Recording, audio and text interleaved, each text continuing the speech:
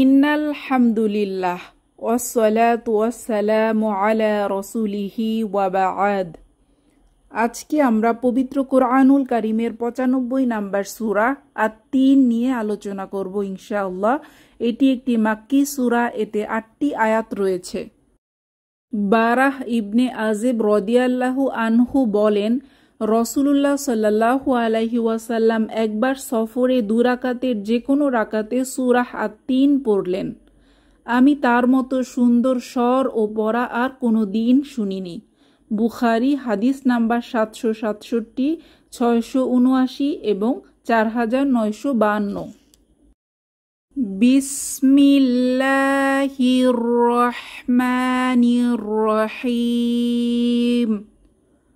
পরম করুণাময় অসীম দয়ালু আল্লাহর নামে শুরু করছি। ওয়াত্তিনি ওয়াজ্জাইতুন, শপথ তিন ও জাইতুনের। এই আয়াতটিতে আল্লাহ সুবহানাহু ওয়া তাআলা তিন ও জাইতুন ফলের শপথ করেছেন। তিন হলো একরকম গোল হালকা কালচে বর্ণের মিষ্টি ফল, আর জাইতুন হলো এক ধরনের ফল যা থেকে তেল উৎপাদিত হয়। কোনো কোনো মুফাসসির বলেন, তিন ও জাইতুন শব্দের অর্থ এ ফল দুটি উৎপাদনের সমগ্র এলাকা হতে পারে, আর সেটি হচ্ছে সিরিয়া ও ফিলিস্তিন এলাকা, কারণ সে যুগে আরবে তিন ও জাইতুন উৎপাদনের জন্য এই দুটি এলাকাই পরিচিত ছিল। অর্থাৎ তিন ও জাইতুন উল্লেখ করে আল্লাহ সুবহানাহু ওয়া তাআলা সিরিয়া ও ফিলিস্তিন অঞ্চলকে বোঝাতে চাইলেন, যা অগণিত রসূলগণের আবাসভূমি, বিশেষ করে তা ঈসা আলাইহি ওয়াসাল্লামের নবুয়ত প্রাপ্তির স্থান। ২ নাম্বার আয়াত, ওয়াতুরি সিনিন, শপথ তুরে সিনিনের। এখানে তুরে সিনিনের অর্থ সিনান অঞ্চলের তুর পর্বত। এই পাহাড়ে আল্লাহ সুবহানাহু ওয়া তাআলা মুসা আলাইহি ওয়াসাল্লামের সাথে কথা বলেছিলেন। এই পাহাড় সিনান উপত্যকায় অবস্থিত, যার অপর নাম সাইনা। আর সাইনা বা সিনাই মিশর ও ফিলিস্তিন দেশের একটি মরুভূমি। ৩ নাম্বার আয়াত, ওয়াহাযাল বালাদিল আমিন, শপথ এই নিরাপদ নগরীর।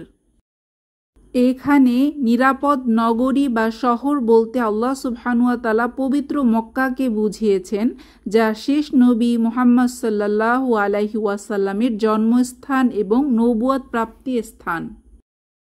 ৪ নাম্বার আয়াত, লাকাদ খালাকনাল ইনসানা ফি আহসানি তাকওয়িম, অবশ্যই আমি সৃষ্টি করেছি মানুষকে সুন্দরতম গঠনে।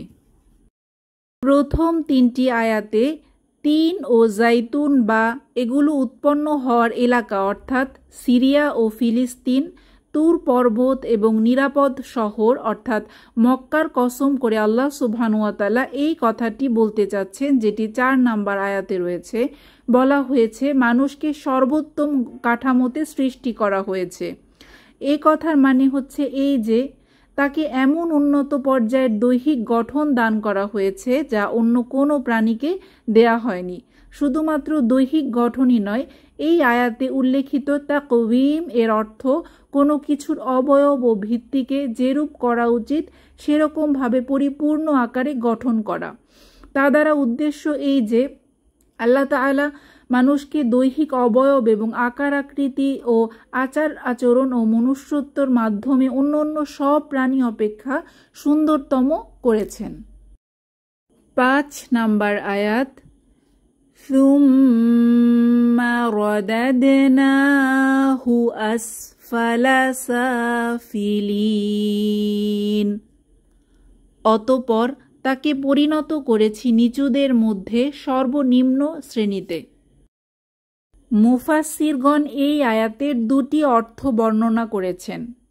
প্রথমত, এই আয়াতের মাধ্যমে আল্লাহ সুবহানাহু ওয়া তাআলা বোঝাতে চাচ্ছেন আমি মানুষকে যৌবনের পর বার্ধক্যের এমন এক অবস্থার দিকে ফিরিয়ে দিয়েছি যেখানে সে কিছু চিন্তা করার, বোঝার ও কাজ করার যোগ্যতা হারিয়ে ফেলে ছোট শিশুর মতো হয়ে যায়।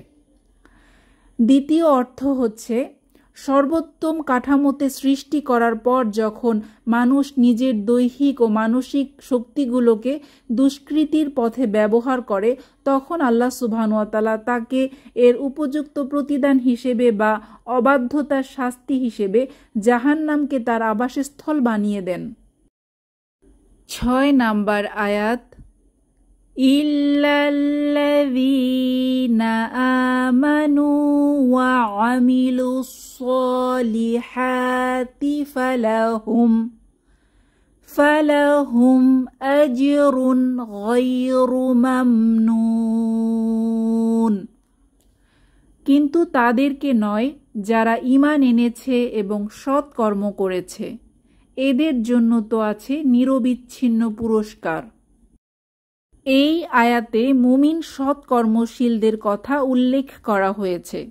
যেসব মুফাসসির আসফালা সাফিলিনের অর্থ করেছেন বার্ধক্যের এমন একটি অবস্থা যখন মানুষ নিজের চেতনা ও স্বাভাবিক জ্ঞান বুদ্ধি হারিয়ে ফেলে, তারা এই আয়াতের অর্থ এভাবে বর্ণনা করেছেন যে বয়সের এই পর্যায়েও তারা ওই ধরনের সৎ কাজগুলো করেনি বলে তাদের ভালো প্রতিদান দেওয়ার ক্ষেত্রে কোনো হেরফের হবে না বা কমতি হবে না।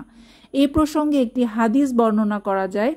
রাসূলুল্লাহ সাল্লাল্লাহু আলাইহি ওয়াসাল্লাম বলেন, কোনো মুসলিম অসুস্থ হয়ে পড়লে অথবা মুসাফির হলে আল্লাহ তাআলা আমল লেখক ফেরেশতাগণকে আদেশ দেন, সুস্থ অবস্থায় সে যেসব সৎ কর্ম করত সেগুলো তার আমল নামায় লিপিবদ্ধ করতে থাকো। বুখারী, হাদিস নাম্বার 2996। প্রক্ষান্তরে যেসব মুফাসসিরগণ আগের আয়াতে ফিরিয়ে দেওয়ার অর্থ জাহান্নামের নিম্নতম স্তরে নিক্ষেপ করা করেছেন, তাদের মতে আল্লাহ সুবহানাহু ওয়া তাআলা মানুষকে সুন্দর গঠনে সৃষ্টি করে তাকে অনেক নিয়ামত দান করেছেন, কিন্তু অধিকাংশ মানুষ তার প্রতি অকৃতজ্ঞতা প্রকাশ করে এবং দুনিয়ার খেল তামাশায় মত্ত হয়ে যায়। এই অকৃতজ্ঞতার শাস্তি হিসেবে তাদেরকে জাহান্নামের হীনতম ও নিম্নতম পর্যায়ে পৌঁছে দেয়া হবে। কিন্তু যারা মুমিন এবং সৎ কর্মশীল তাদেরকে নিকৃষ্টতম পর্যায়ে পৌঁছানো হবে না, বরং তারা জান্নাতে এমন পুরস্কার পাবে যার ধারাবাহিকতা কোনো দিন শেষ হবে না, যে পুরস্কারের কোনো কমতি হবে না, অর্থাৎ গায়রু মামনুন বা বেহিসাব পুরস্কার। 7 নাম্বার আয়াত, ফামা ইউকাযযিবুকা বা'দু বিদ্দীন। কাজেই এরপর কিসে তোমাকে কর্মফল দিন সম্পর্কে অবিশ্বাসী করে? এই আয়াতে বিচার দিবস বা কিয়ামতে অবিশ্বাসীদেরকে হুঁশিয়ার করা হয়েছে। আল্লাহ সুবহানাহু ওয়া তাআলা প্রশ্ন করছেন, এত কিছুর পরেও কেন কিছু মানুষ আখিরাত সম্পর্কে ঈমান আনে না? 8 নাম্বার আয়াত, আলাইসাল্লাহু বিআহকামিল হাকিমিন। আল্লাহ কি বিচারকদের মধ্যে সর্বশ্রেষ্ঠ বিচারক নন? এই আয়াতে আল্লাহ সুবহানাহু ওয়া তাআলা মানুষের উদ্দেশ্যে প্রশ্ন ছুড়ে দিয়েছেন।